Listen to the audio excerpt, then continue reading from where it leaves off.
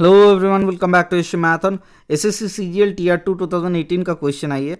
तो चलिए देख लेते हैं क्या दिया हुआ है। 3x plus 4y minus 11 equals to 18 and 8x minus 6y plus 12 equals to 6। Then what is the value of 5x plus minus 3y minus 9 के वैल्यू हमें निकालना है।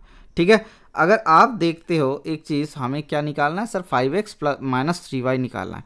तो x और y के वैल्यू निकाल सकते हो यहाँ से। हाँ सर, निकाल सकते हैं। किस तरीके से?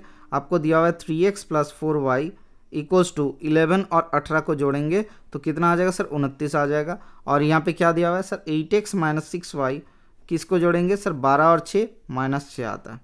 तो अगर हम लोग इसको एक फॉर्मेट होते हैं कि इस इक्वेशन को लिखो 3x plus 4y equals to 29, एक होते हैं, और दूसरे होता है 8x minus 6y equals to minus 6।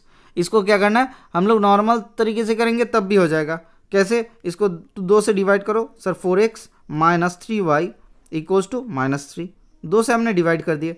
तब देखो, इसको या तो 4 से गुना करो, इसको 3 से गुना करो, या फिर पलट दो। क्या? इसको 3 से गुना करो और इसको 4 से गुना करो। बस खत्म कहानी, आपका उत्तर आ जाएगा, x और y के वैल्यू आ जाएगा। या फिर आप लिख सकते हो कि x अपॉन, देखो ध्यानपूर्वक सुनना, x के बाद इसको हटाओ, x अपॉन इन दोनों को एक ही तरफ लेके आ जाना है। तो माइनस 29 इक्वल्स टू 0 होते हैं और प्लस 3 इक्वल्स टू 0 होता है। ये दूसरा तरीका होता है। और कोएफिशिएंट का मल्टीप्लिकेशन 4 तिया 12 प्लस 29 और 3 गुना करना है। देखो इसमें गुना थोड़ा सा ज़्यादा बन जाता है, तो इसी कारण से इसको ना लेते हुए थोड़ा सा इसको रिप्लेसमेंट वाला वैल्यू से ही कर देता है, बहुत आसान हो जाता है। इसको 3 से गुना करो, इसको 4 से गुना करो, तो 3 तिया 9x प्लस 4 तिया 12y इक्वल्स टू 29 तिया कितना होता है सर, 29 तिया एक काम करो, 9 तिया 27 का 7 क्या 57 होता है, 3 87 होता है। ठीक है, 9 तिया 27 सॉरी 9 तिया 27 का 7 कैरी फॉरवर्ड 2 3 दूनी 6 2 8। ठीक है, 87 आया। अब दूसरे में यहाँ पे 4 चौके 16x माइनस 4 तिया 12y that is equals to minus 4 तिया 12। तो इनको जोड़ेंगे तो कितना हो जाएगा, 16 9 25x इक्वल्स टू 7 2 9। अच्छा, माइनस करेंगे तो ये 5 आएगा, तो 75 आएगा। तो x का वैल्यू 25 या 75 होता है। x का वैल्यू जैसे ही 3 आया, y के वैल्यू बिठा दो, तो y बराबर क्या हो जाएगा सर, y बराबर यहाँ से लेते हैं 3 तिया 9, 29 से 9 हटाएंगे तो 20 आएगा, 20/4, तो 4 5 20 होते हैं। ठीक है, x का वैल्यू 3, y के वैल्यू 5 आया।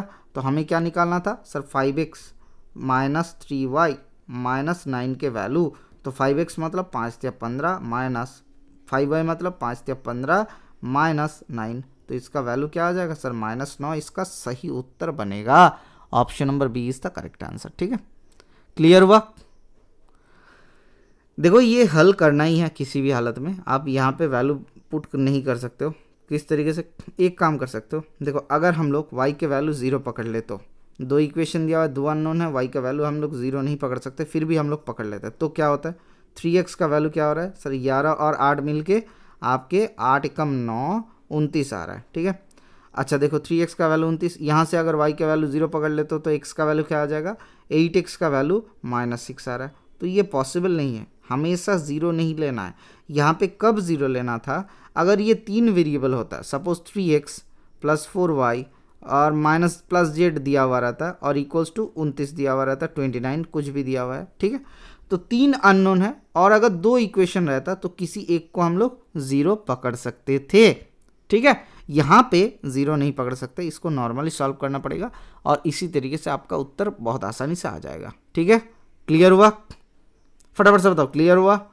ये बहुत ही आसान सा क्वेश्चन था। मैं स्लो करवा रहा हूँ क्योंकि आप लोग कमेंट सेक्शन में बोलते हो कि थोड़ा सा फास्ट हो जा रहा है। बहुत स्लो करवा रहा हूँ, इससे स्लो मैं नहीं करवा सकता सर। अगर डाउट होते हैं तो बताइएगा, मैं कमेंट सेक्शन में आपका उत्तर दे दूंगा। ठीक है, मिलता है नेक्स्ट क्लास में। Thank you, bye bye, stay tuned for the next class.